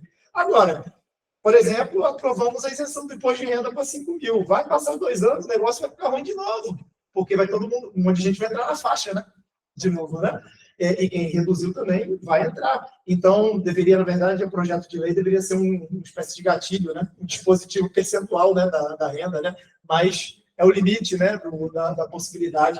Agora, sem dúvida nenhuma, e retornando, o Marx fala, sem essas lutas, sem fazer esse enfrentamento, é impossível chegar no outro nível de consciência, porque não basta só o debate, por mais que seja bom o debate, não basta só esclarecer. Há que se vivenciar, é um processo muito complexo, as pessoas não mudam de ideia, por exemplo, de uma hora para outra. Se você falar que o Bolsonaro é ruim por causa disso, disso e aquilo, não é assim, tem toda uma transição, ele tem que vivenciar que foi ruim e tal, né? Porque as pessoas tendem a manter suas ideias também, né? Mas a luta, o enfrentamento, a luta de classe, ela leva a pessoa a se educar no processo e abrir a consciência dela, chegar em determinadas conclusões. Então, é nesse sentido que eu acho que, reforçando, as lutas e as mobilizações da classe trabalhadora, e nós estamos num lugar privilegiado, porque nós somos sindicalistas, como a companheira Lígia é sindicalista, ela acabou de falar aqui. Nós somos sindicalistas. Há muito tempo, inclusive eu sou filiada a 2 sindicatos E nós somos sindicalistas. E os sindicalistas precisam, nesse país, com certeza, e os sindicatos acreditar que é das lutas de base por questões específicas e que nós consigamos fazer a ligação com debates totalizantes da sociedade, que nós vamos conseguir avançar. Então, um debate totalizante. Não, então, o debate totalizante, ele entra melhor quando a gente está em luta. Então, por exemplo, a pauta da educação, em 2023, a greve foi, no primeiro momento, ela foi muito atacada por setores do campo majoritário da política de esquerda no Brasil, né? Partidos aí que tem parlamentares dizendo, essa greve vai enfraquecer o governo, é um negócio difícil, é complicado, o governo vai cair. Gente, foi o contrário. Por que foi o contrário? Porque a greve, ela expressou o debate de educação, inclusive em várias assembleias, a gente manifestou contrariedade ao golpismo, a gente fez atividade de greve em defesa da democracia. Mas era uma greve também, ao mesmo tempo, enfrentando o governo, né? Porque ele tinha que negociar, e aí a gente conseguiu recomposição parcial do orçamento e recomposição parcial do nosso salário. Então, isso mostra que a luta é o caminho, como eu já falei aqui na primeira rodada da fala do negócio do 21 de setembro, que parou a PEC da blindagem e tal. É nesse sentido que a gente, com certeza, tem que fazer o debate eleitoral. O cuidado tem que ser que o debate eleitoral ele não entre no campo de batalha, que é o campo que a burguesia vai ganhar, e a tendência é que ela ganhe de novo no sentido do poderio dentro do parlamento e até do poder executivo, né? E faz coisas, e aí eu vou estar em outra contradição, que a companheira mandou entrar na contradição, que é quando a gente diz, por exemplo, que a ministra Esther, ela é contra a reforma administrativa. Ela está contra agora, com certeza. É verdade, tem postagem. Ela está contra agora. E por que você não falou isso pela primeira vez? Por que você não falou eu isso? Falei, você falou que ela tirou fotinho, etc. Então tá bom, faça autocrítica. Tá bom, faz autocrítica. Mas ela fez foto com Zé Trovão e com Pedro Paulo. Você está fazendo autocrítica, mais importante que em julho ela fez a foto com o Zé Trovão. Com Zé Trovão e Pedro Paulo. Zé Trovão, golpista, né? Do liderança dos caminhoneiros golpistas. Nem todo caminhoneiro é Eu não vou golpista. tirar foto, não? Não, tirou. Eu vou pegar tuas fotos, hein? Você tem várias fotos, você tem várias fotos. Aí ela entrou com o Zé Trovão e falou assim: Não pode. esse é um debate fundamental para a sociedade, liderado por esse setor. Na nossa reunião com ela, negociando, ela falou que tem muita carreira, que você chega muito rápido, que tem que distribuir os níveis, que não dá para ter esse reajuste todo. Por quê? Não é questão da pessoa, da ministra. Inclusive, quando ela veio aqui no CCS, ela até se comoveu com a situação. Eu fui um dos que falei: olha, não tem nada contra você, não, assim, pessoalmente, né? Porque eu não tinha como ficar gritando no plenário. Nada contra você, parabéns ao seu trabalho, por seu reconhecimento, você chegou no Chile. Já te tirou foto. Eu tirei foto. É só aqui que tirei foto com a ministra. Com ela, claro, que ela ainda aqui. Aí, Não, tirou foto sem tirar, eu vi. A ministra Esther, ela está representando, na verdade, uma política que está dentro do Poder Executivo, que é muito forte no Parlamento, mas que existe no Poder Executivo, que emana principalmente da área econômica, do Ministério da Fazenda, que é uma política que entende que, assim, é possível conciliar com essa galera que está no poder do mercado financeiro e que rouba metade do orçamento e que, de alguma maneira mágica, nós vamos conseguir sair disso lá na frente. E, na verdade, não é o que está acontecendo, nós estamos espremendo o orçamento público. Né? A reforma administrativa entra como componente e várias outras medidas subjacentes vão entrando nesse componente de espremer o orçamento público. Né? E aí, para concluir, eu acho que, assim, quando a companheira falou, né, que a gente não precisa de uma reforma administrativa, é isso, né, a companheira também falou. O que a gente precisa são outras reformas que vão ser pautadas na medida da luta. Então, inclusive, a própria fim da escala 6x1, vou até falar isso, do jornal. O fim da escala 6x1 está na capa desse jornal aqui, que eu, da minha militância, a gente vende ele R$2. O jornal, verdade, sinto essa vontade de adquirir, tá? Essa quinzena, ele está com o fim da escala 6x1, e eu queria lembrar... Conflito de interesse, hein? E eu queria lembrar o seguinte, é da militância, não é do sindicato, não, tá? É o movimento, que é o luta de classe do meu partido que eu faço parte. R$2. A gente vende ali na central, no trem, vende na porta de fábrica, a gente faz uma brigada, tem a tiragem de 42 mil quinzenal. Tinha ano passado 15 mil. Olha, gente, a verdade é o Právida, tá? Isso. É só para vocês entenderem, o nome do jornal chama-se Právida. Obrigado. Aí, eu ia falar só por um exemplo histórico que foi o 15 de novembro do ano passado. Não sei se vocês lembram, foi quando teve um avanço nessa pauta, porque muita gente foi para a rua para enfrentar, né? E o Lula e o Ministério do Trabalho não falavam de 6x1. E eles falavam assim que, olha, é importante rediscutir a pauta, redebater. Aí, o 1º de maio desse ano, o Lula fala, nós vamos ter que debater a questão da 6x1. Mas por que ele falou? Porque teve luta, e a coisa pegou na sociedade. Então, esse caminho é um caminho que, com certeza, nós concordamos. Eu só acho assim, que a gente tem que valorizar esses momentos, né? E aí, por isso que eu resgatei a questão da greve de 2023. E, por fim, só para concluir aí, nós temos que fazer um debate com a sociedade. Hoje, aí só uma dica, ou sei lá, ou o que a gente já está fazendo, eu estou inventando isso, já está fazendo. A melhor maneira de enfrentar a reforma administrativa com a população em geral é dizer que ela não vai acessar mais serviço público. Essa é a primeira questão, porque senão você não consegue chegar. Se você for falar do problema específico da categoria para ela, tanto que os nossos conflitos unificados é o seguinte: com a reforma administrativa você não vai acessar. Mas como? Um tempo vai precarizando de tal forma que você vai estar daqui a pouco terceirizando, daqui a pouco, inclusive, você está podendo comercializar. Como é, no fim das contas, o esvaziamento do... conhece isso bem, né? De algumas estruturas de saúde municipal Brasil afora, que se esvaziou de tal forma que ganhou muito espaço os planos de saúde populares, né? R$100, R$200. É um exemplo disso. Então, daqui a pouco você não vai conseguir mais, porque vai esvaziar. Escola pública também, né? Não tem professor, porque não contrata, aí as crianças chega às 7 horas, sai 10 horas da manhã, porque não tem professor, não está acessando serviço público. Então, acho que tem que ser nesse campo para chegar primeiro, para depois aprofundar. É isso.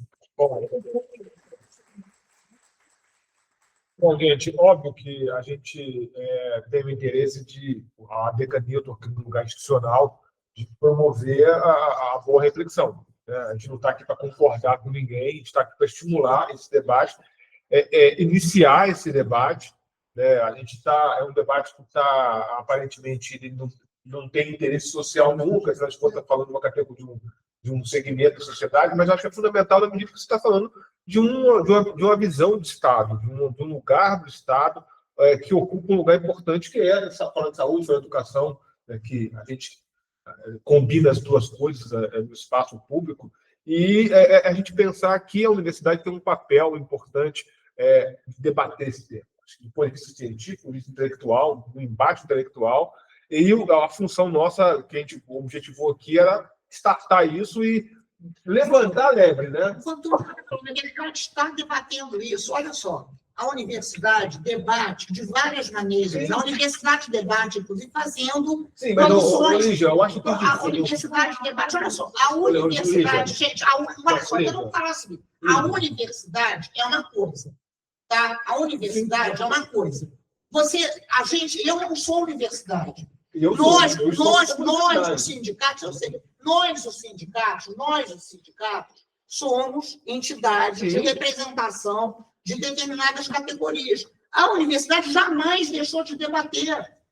Olha só, não precisa dizer isso. A nossa universidade debate, e ainda bem, e muito. Olha, Lígia, a gente tem que separar uma coisa da outra, né? A instituição, o que eu estou falando... O que você está dizendo é o debate que você acha que tem que ser, veja. Não, mas é sempre assim, Lígia, é sempre o que as pessoas acham. Mas é um debate aqui que a gente acha que tem que ser totalmente esvaziado. Não, mas...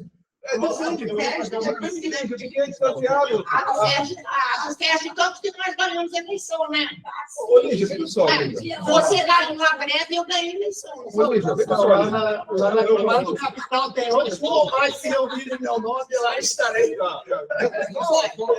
Lígia, eu acho assim... E a do FERJ está fazendo por quê? Desculpa. A do FERJ está assim, diferente dos debates. Olha só, inclusive nesse debate aqui estará assim de gente, assim de estudantes do Brasil inteiro. Ô, Lígia. Nesse debate aqui, ó. Lígia, não, eu acho que... Assim, Desrespeito. Eu não sei que não deixa ninguém falar, né? Ô, Lígia, eu acho que tem que tomar alguns cuidados, né? Eu convidei setores, não tem, a ideia foi chamar justamente representações das categorias, das duas categorias que estão envolvidas, né, na questão do debate da reforma administrativa que diz respeito à universidade. Eu acho que tem que separar, eu acho que são visões mesmo, nós não estamos com pretensão de estabelecer a verdade. Acho que a Fernanda tem uma posição, você tem outra, o Esteban tem outra, e provavelmente eu tenho uma outra, ou posso combinar algumas visões aqui. Eu acho que a gente não pode fazer, me parece, eu estou falando do meu ponto de vista, óbvio, né, não quero, a gente ter clareza de que a universidade não faz esse debate. Uma coisa é o campo intelectual, o intelectual faz esse debate. A universidade é o quê? É um campo intelectual. É uma reunião. A universidade é uma reunião de várias coisas, né, Lígia? Sim. Não é? Quando eu falo universidade, é a gente colocar esse debate dentro da instituição, sim.